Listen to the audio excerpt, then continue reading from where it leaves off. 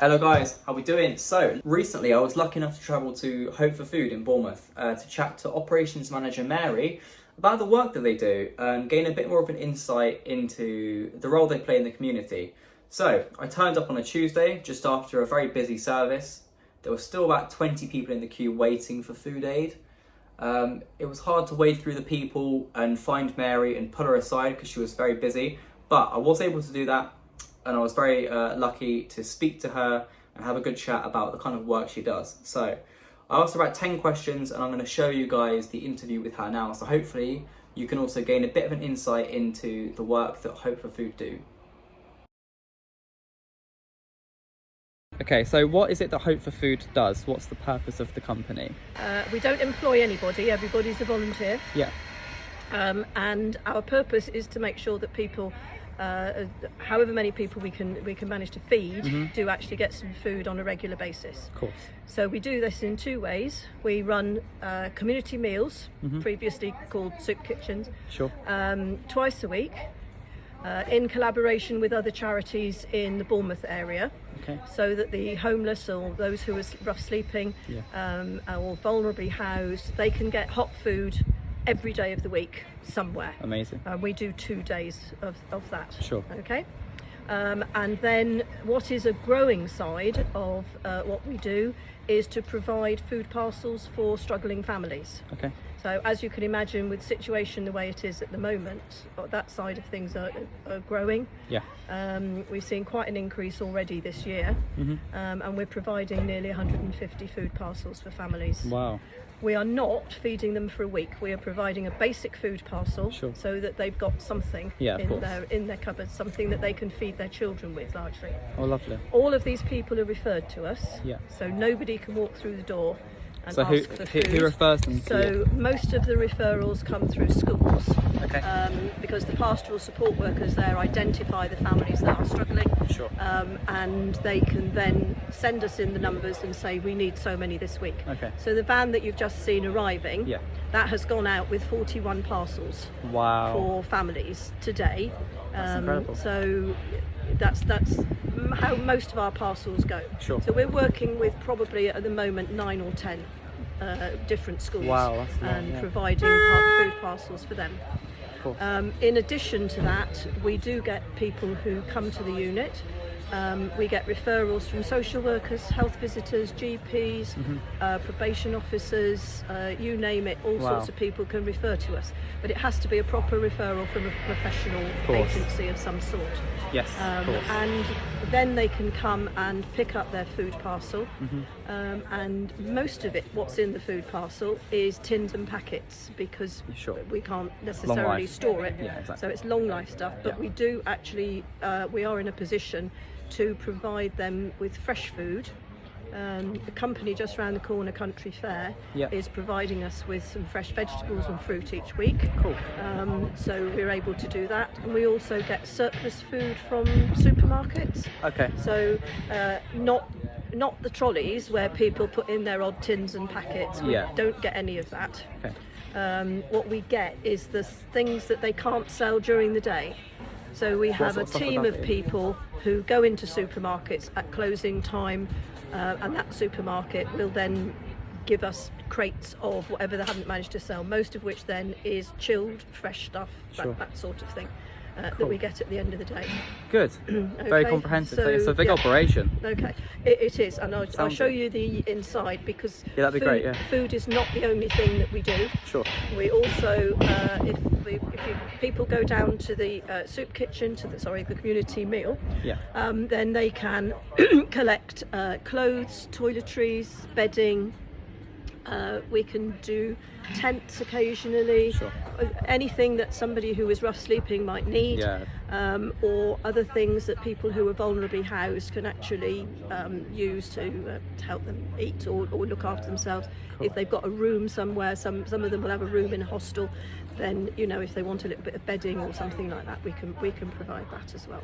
Lovely. Okay. That's great. So obviously you're a charity and you're run by volunteers. So what does it cost to support someone, say with a food parcel or with your soup kitchen? What does it cost you? If we are providing a food parcel, I used to be able to say that it would cost us because we're quite savvy, somewhere between £10 and £15. But I think now we're probably talking £15 to £20 to provide one food parcel, because prices are going up all the time. It's understandable. Yeah. And then we rely on donations. Yeah, of course. So everything that comes into us is donated. It can be items of food, clothing or whatever.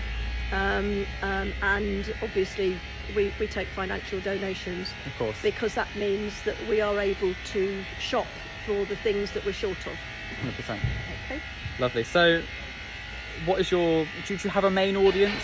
Is it just sort of like homeless and people that need help? Obviously you've mentioned that it's kind of expanded and it's now families that need support too. So do you have a general audience, like a target audience, or is it sort of just everyone? No.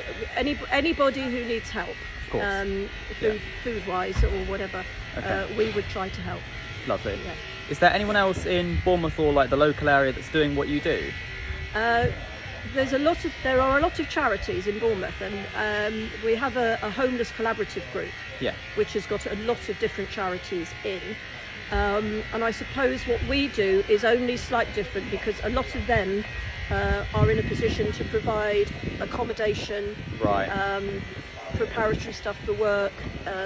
Some of them can provide advice on debt and all of that sort of thing. Sure. We're not in a position to do that, and neither do we aim to do that. Okay. We want to concentrate. The name is Hope for Food. Yeah. Food is our main focus. Understandable. Okay. Lovely. So how many people volunteer here? Well, roughly? we've actually, on our books, we've got over 200 volunteers. Wow. But we do not have 200 active volunteers. Okay, that's which is the main problem. So we've got a lot of people signed up, but not a lot of people who are particularly active. Okay. So if we're running the unit like we are today, then we might have about 12 people here. Okay. Another different 12 on another day, and Sure. other different people. Yeah. Obviously, we have common people between the other things, but of course. the people volunteer for the days that they can do. Yeah. People who come here generally don't have a job. Or when I say they don't have a job, I mean they don't work. They don't need to work. Yeah. They're volunteering. Yeah. That's what they're exactly. doing. But a lot of our volunteers are in full-time work, so they can't obviously come and help at the unit. These are the people who will man a community meal. Okay. So a community meal will need somewhere between 15 and 20 volunteers for it to run effectively and smoothly, and make sure that everybody is looked after properly. Cool. So you mentioned you have common people. Do you mind if I ask what the management structure is in the company? We have a board of trustees. Yeah. And I think there's 6 of us at the moment. Okay. And then we have a sort of a committee as well, what we might call an operations group. Sure. So some of those trustees will be on the operations group. So myself, for example, I'm the operations manager. Okay. So I'm on both. I'm a trustee and that. And then we have other people who work here who are also trustees, but they have specific roles. Okay. So we have Sandy, for instance, who looks after community, so all the requests for food from families, etc., they all go into her, so that she organises all of that, so we know that the people who turn up have all been referred.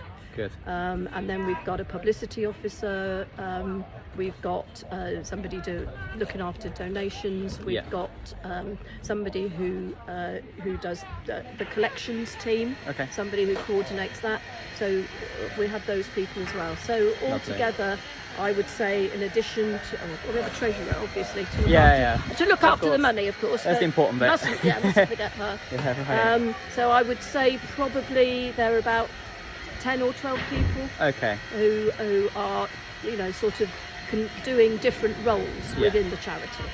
So did you mention public relations there? Well, publicity. Yes, sorry. Yes. So that's largely at the moment looking at things like coordinating Facebook Yes, I was going to ask about Instagram.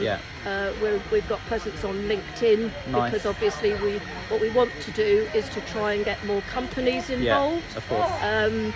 Because companies like to adopt charities as their charity of the year, and they will then do something for Okay. it. So that's just an area that we are just moving into. And need to expand, because donations are what we need. They're absolutely crucial. Yeah, exactly. And they're dropping off, as you can imagine. Yeah, with the present situation. Yeah, with current donations times. are more difficult to come by. For sure. Do you do any like paid marketing on social media or the internet at all? Is that something you would look to do? I'm not saying I would ask you to do it, but hypothetically, would you want to go down that route in terms of gaining donations? I don't think so. No? No, Can I ask why? So. No, because I don't really know why. Okay, that's fair enough. I can't answer that. Okay. That is one question that I can't answer. That's fine. Somebody else would need to think about. It's something that we'd have to discuss at trustees. Yeah, sure. Whether actually paying out money to get money in is a worthwhile exercise, or whether we can do it without having to spend out. Is there anything you currently do in terms of radio or like newspapers, Dorset Echo or Bournemouth We Echo do here? occasionally get into the Echo, and we have had 3 or 4 occasions on which we've done radio interviews. But that's them contacting us as opposed to us going out to them. And we've had 2 or 3 occasions where we've been on the television as well. Oh wow. Yeah. BBC News or something? BBC, yes. Lovely. We had just before Christmas, because before Christmas we did a huge appeal, our reverse Advent calendar appeal, which was extremely successful. Okay. And the lady who does Politics South, I think it is, on a Sunday morning, she knew about that and she was involved in that, and so they came and did a whole thing with Lovely. us. They did us and Christchurch Food Bank to say That's really cool. the different things. So that was really good. Amazing. That's really cool. I'll put you on the spot. What is your mission statement? Our mission statement is to aim to help all those people who are struggling for access to food, in order to be able to give them some self-respect and dignity. For sure. Okay. Lovely. That is very much paraphrased, because I haven't learned it off parrot fashion, but That's understandable. I do know what we're aiming to do. Yeah, no, that's lovely. So I've got one. Sorry to ask you all these questions. I've got one final one. How important is community to the success of the charity? Absolutely vital. We totally and utterly rely on the community to support us, because what we are here, I see, we're only the middleman. Yeah. All right. So the community who wants to do something, and in fact can be extremely generous. Sure. They give to us, and all we do is move it on. Amazing. So we are just, if you like, as I say, a middleman for actually passing it on to those people who need it. Good way to look at it. Okay, and our community is fantastic. For sure. In this area. Yeah, it seems it. Yes. You're doing very well. Yeah. We're doing okay.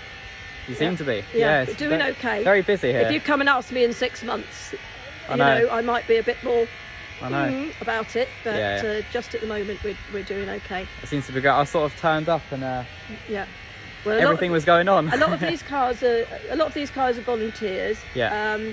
Tuesday here, because we're only open for these people to collect food on a Tuesday and a Thursday morning. So Tuesday tends to be our busiest day. Yeah. Which is why we've got queues outside. Sure. We've got a nice little lobby in there, and I'll show you so that you can take great. some photographs and Nice. what have you of people. Okay. Our van, we've got a collections van, is not here at the moment because that's already gone out to a couple of schools with other deliveries. Sure. The school that was here this morning, they just happened to be able to come and collect their own, but there are other schools that we deliver to. Okay. And then we do that just Tuesday and Thursday mornings. Perfect. And we're always open on Saturday for people to donate as well. Lovely stuff. That's great. Okay. Lovely. Thank you so much for answering my questions. I No appreciate problem. it. That's absolutely fine.